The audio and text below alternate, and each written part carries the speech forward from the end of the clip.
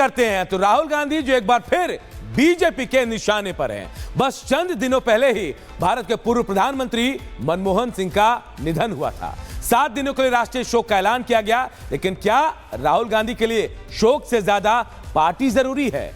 आरोपों के तीर जो है बीजेपी ने छोड़े हैं। रिपोर्ट देखिए।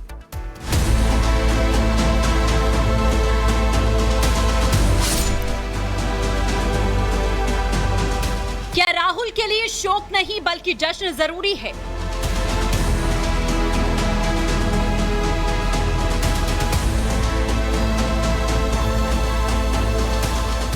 क्या सम्मान नहीं, न्यू ईयर की पार्टी पहले है?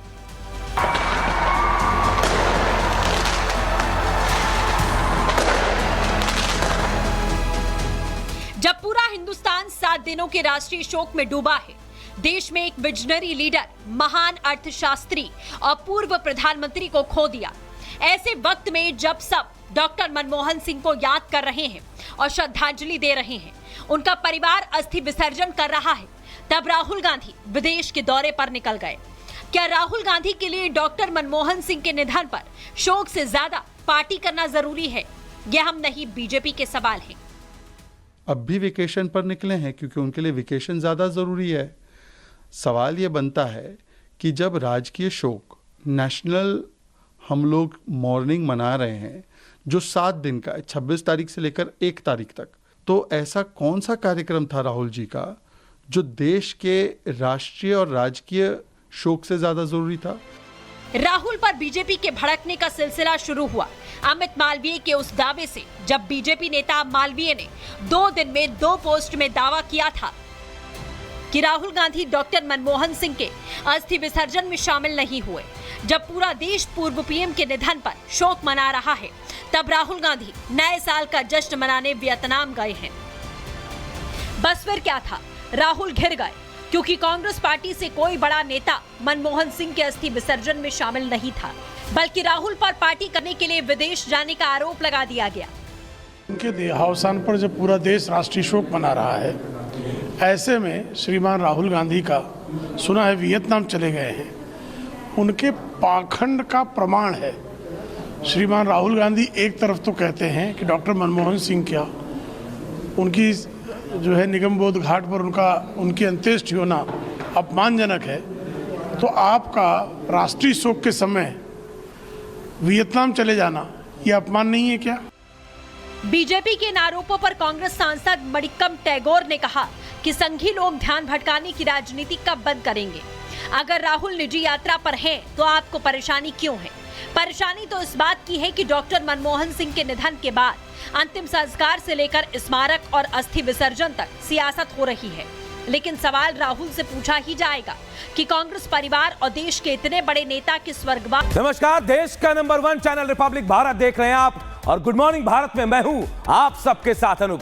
सबसे पहले तमाम दर्शकों को 2025 की बहुत बहुत शुभकामनाएं। नया साल आप सबके लिए शुभ हो, मंगलमय हो। चलिए बढ़ते हैं खबरों की ओर, और सबसे पहले 6 बड़ी खबरों की बात करते हैं। ये वो 6 बड़ी खबरें जिन पर आज दिन भर हमारी नजर रहने वाली। कौन कौन सी खबर है आपके टीवी स्क्रीन पर देखिए। तो नए साल का शानदार आगाज हो गया है, स्वागत किया गया 2025 का रंगारंग रोशनी से पूरे देश दुनिया भर में स्वागत किया गया। तो वहीं देखिए मौसम की मार भी जोरदार पड़ रही है, पहाड़ों में जबरदस्त बर्फबारी हो रही है और इसका असर मैदानी इलाकों में दिख रहा है। वहीं भाईजान का फ्लॉप प्लान भी नजर आ रहा है। संभल में मस्जिद के सामने जब एक थाना बन रहा है तो भाईजान उस पर सवाल खड़े कर रहे हैं। वही सनातन के किसने निशान है, क्योंकि संभल से 30 किलोमीटर दूर गणेशपुर में एक और प्राचीन मंदिर मिला है। सनातन के सबूत यहां भी दिखे हैं। तो वही दिल्ली की बात करेंगे, जहां एलजी वर्सेस सीएम आतिशी, इस बार लेटर वॉर चल रहा है दोनों के बीच में,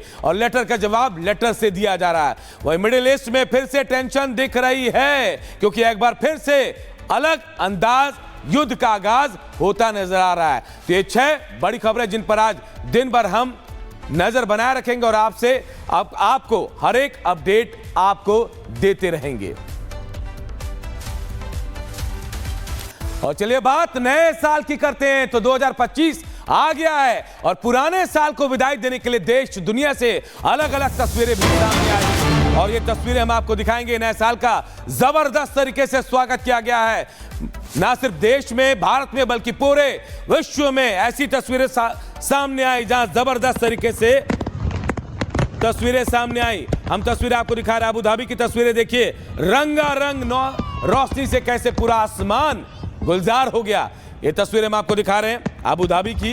इसे देखकर अंदाजा लगाइए कि जोश कितना हाई था और नए साल के स्वागत में जमकर आतिशबाजी हुई है।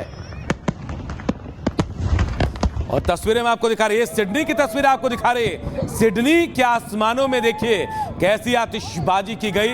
हर कोई इसे अपने कैमरे में कैद करने के लिए लालायित नजर आया।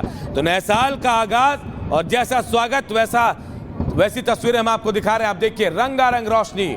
ये ऑकलैंड की तस्वीर है। सबसे पहले पूरे विश्व में ऑकलैंड में ही नया साल का जश्न मनाया गया। देखिए कैसे सराबोर हो गया आसमान रंगारंग आतिशबाजी के बाद, और सबसे बड़ी इमारत से कैसे आतिशबाजी हुई ये हम आपको दिखा रहे हैं। और ये गुरुग्राम की तस्वीरें दिखा रहे हैं। देश में यानी भारत में भी जश्न मनाया गया।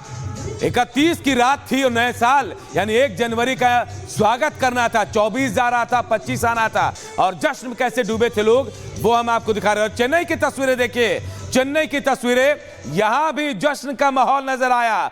हर कोई जश्न में डूबा था और नए साल का शानदार आगाज करने की तैयारी करके बैठा था। परिवार के साथ लोग घर से बाहर निकले और उसके बाद अब आपको देश की राजधानी दिल्ली की तस्वीरें दिखा रहे हैं। देखिए सड़कों पर कैसे लोग उमड़ आ गए और इकट्ठा हो गए लोग सड़कों पर। इंडिया गेट से लेकर तमाम जो जगह हैं वहां पहुंचे पर्यटक और उसके बाद ये कैसे मस्ती में झूमते नजर आए लोग। देखिए ये तस्वीरें देश की राजधानी दिल्ली की, जहां चाक चौबंद सुरक्षा के बीच नए साल का जश्न मनाया गया। और अब चलिए पहाड़ की तरफ आप सबको लिए चलते हैं और तस्वीरें अब आपको मसूरी की दिखा रहे हैं। देखिए पहाड़ में भी जबरदस्त जश्न मनाया गया। क्या ठंडी, क्या बर्फबारी, सब एक तरफ किनारे। नए साल का जोश इतना हाई था कि ठंड को भी पार करके लोग जश्न मनाते हुए नजर आए। तस्वीरें बता रही हैं कि कितने जबरदस्त तरीके से।